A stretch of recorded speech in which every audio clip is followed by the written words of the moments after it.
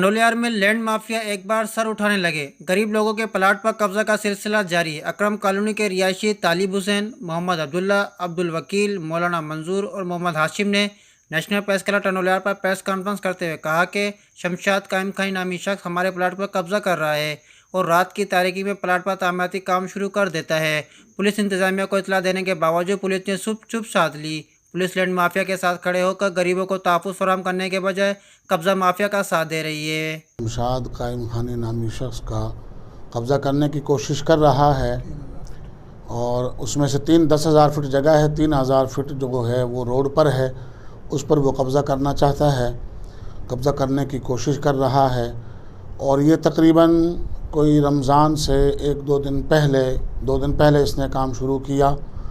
हमने काम रुकवाने की कोशिश की और काम रुक भी गया था, लेकिन फिर 2 रमज़ान को रात को 10:30-11 बजे फिर दोबारा इसने रात की तारीख की। मस्जिद के नज़र कब्जा खोर जराइम पेशा और मुनशर फरोश आदमी है। असले के ज़ोर पर धमकियां देता है, जबकि हमारे पास प्लाट की रजिस्ट्री मौजूद है। हमारा रोड पर प्लाट है जो 3,000 फीट है, जबकि उनके पास 3 घंटों की रजिस्ट्री है। उनका फ्रंट 7 से 8 फीट बनता है, लेकिन वो तकरीबन 30 फीट लेना चाहता है। हम SSP Tandoliyar, deputy commissioner Tandoliyar, DIG Hyderabad से मुतालबा करते हैं कि हमारे प्लाट से कब्जा ख़त्म कराया जाए।